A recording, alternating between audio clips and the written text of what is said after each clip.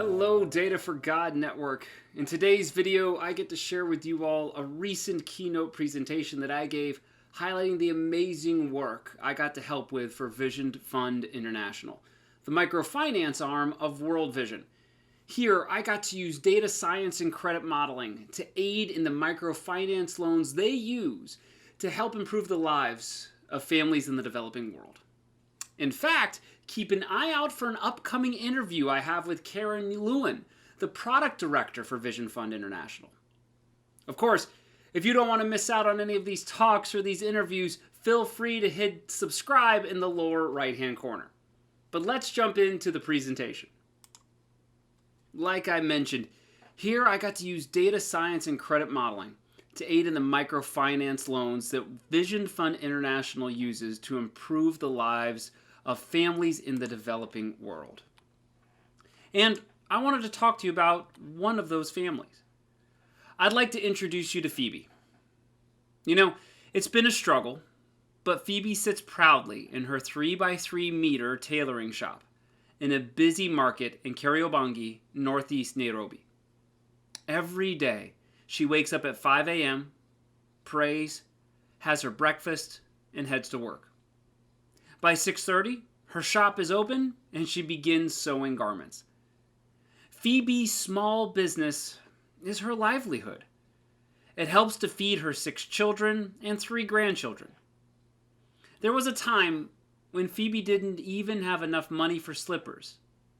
Whatever she earned went to food and rent, and there was no more left. Now, she can buy food, pay rent, has sent her children to school, and even has a little money left over to save. Phoebe's husband died in 1989. At the time, her eldest child was 17, and her youngest was just 5. At first, Phoebe began to make clothes on her own, but she was unable to grow her business because no one would lend her even $10. Her work was in demand, but she didn't have the means to grow. In 2002, Phoebe heard about VisionFund's microfinance institution in Kenya and took out a loan for $100. She bought a sewing machine, fabric, and thread. Even before they asked for the money, she paid back her loan. In 2008, Phoebe bought the little shop where she now works, and she rents out another space in the market. Phoebe has since taken out 9 loans. Her latest is for $400. Phoebe employs 3 people to help her make clothes. You know, it's clear that Phoebe was born to be a businesswoman. She says owning her own business makes her free. You could offer her $1 million to work for someone else, but she would still prefer her own business. Phoebe is happy to know that through her business, she has given all that she can to her children. All her children have been to school, and that means they can get a job. Phoebe's vision is to teach young people how to make clothes, then buy her own house and live a comfortable life. You see, these microfinance loans have the ability to help grow economies. A lot of it is done through donations to organizations like VisionFund International. Money comes into these organizations and the banks they partner with. Then, these banks loan out money to individuals. From there, these individuals start a small business. It could be a small farm, a company sewing clothes, or even making shoes. From here, this small business continues to grow. It hires other individuals in the community and provides more and more jobs locally. All of this sounds great, but where does data science and machine learning play a role in this process? Data science and credit modeling is a common thing we are used to in Western cultures. It is actually one of the oldest applications of data mining, as banks try to use data to help decide the credit worthiness of individuals. Depending on which country you live in, you're probably used to knowing about a credit agency if you live in a Western culture.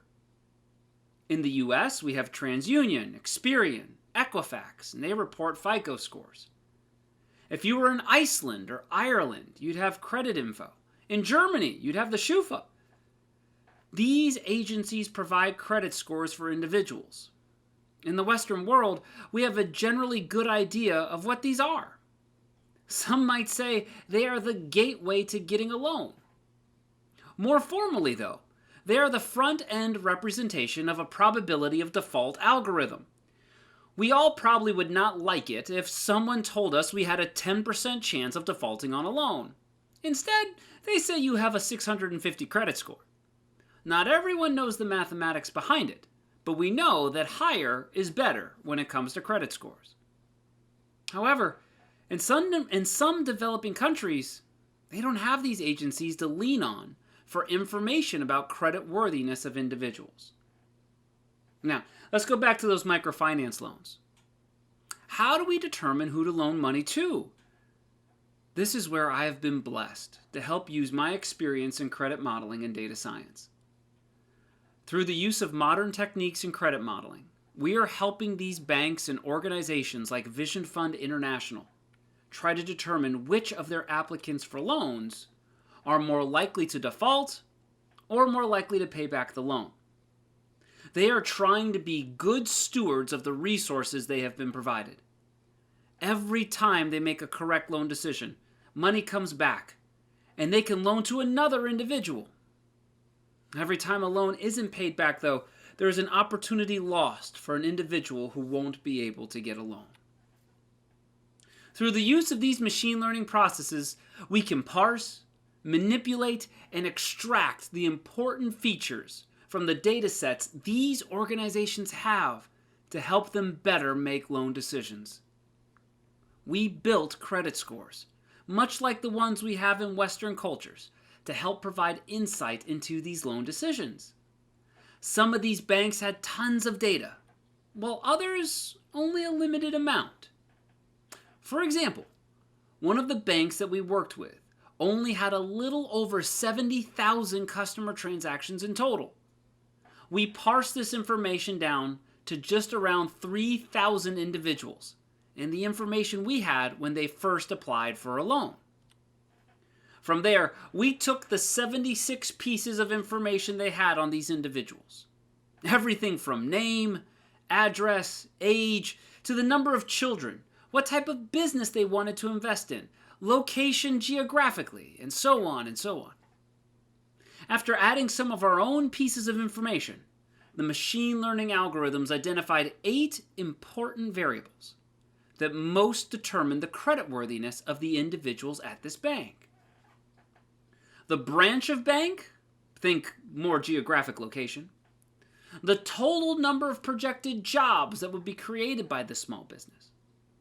The gender of the borrower. In fact, in this country, the pattern is similar to what we see in the US, where men are less likely to pay back a loan as compared to a woman.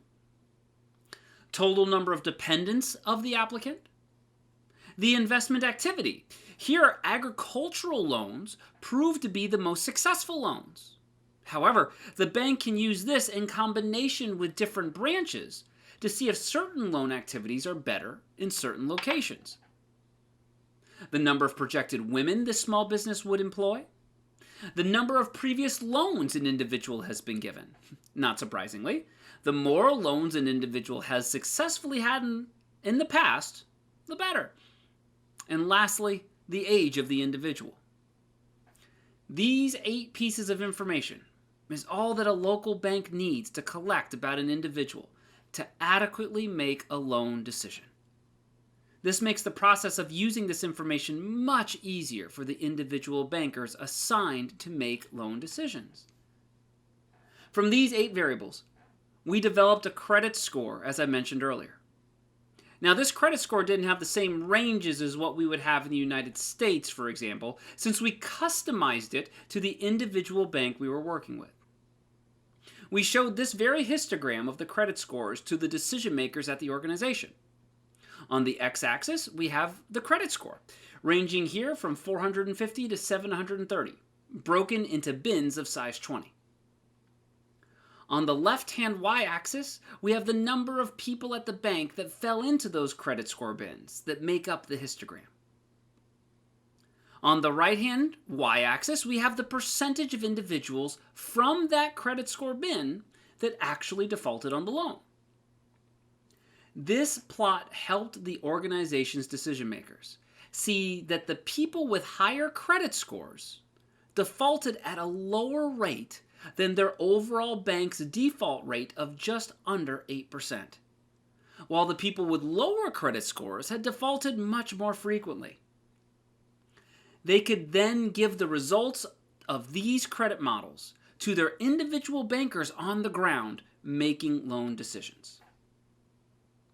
We took these models and evaluated them on a holdout set of people to see how well they performed. Remember, these individuals defaulted at a rate of a little under 8%. Our model was able to reduce the best customer's default rate down to a little over 2%. Here, best is defined as the top 12.5% of all customers, the top eighth of all customers. This default rate is 3.7 times better than if we hadn't used the model at all. With this piece of information, the bank is now able to make better loan decisions, which in turn helps loan money to more individuals, growing the economy of these developing nations from the inside out. All right, I'd like to finish up by telling you one more story. Deep in the hillside of Comas, Peru, is one of the most popular shoe companies in rural Peru. Cov's Shoes sells about 200 plus shoes a day in the rural parts of Comas and Lima. This company was started by big dreams and hard work. Matilda and Suni both grew up learning how to sew, saying that they basically were born at a sewing machine. When they met and got married, they knew they needed to follow this skill that they both had.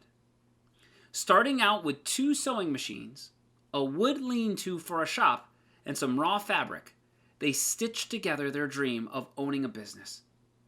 They both had experience repairing shoes, and shoes seemed like a natural fit for both of them. They designed their first Cov's shoe, saying it was a lot of trial and error.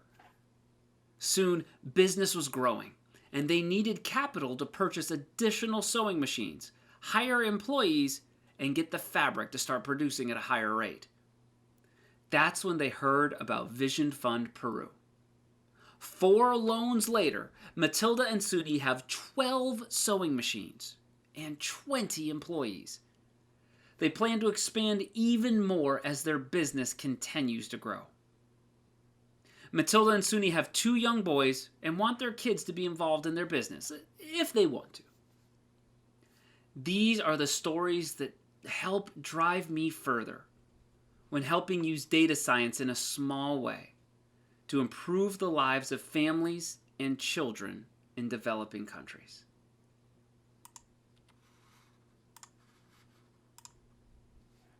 Thank you so much again to VisionFund International for allowing me to be able to partner with them, to be able to help out in any way that I can in being able to help improve the economies of developing countries. Thank you to all the people who have helped me get to where I am in my career to be able to have helped out in this way. And thank you all so much again for continuing to support this ministry and watching. I hope you all have a blessed rest of your day. God bless.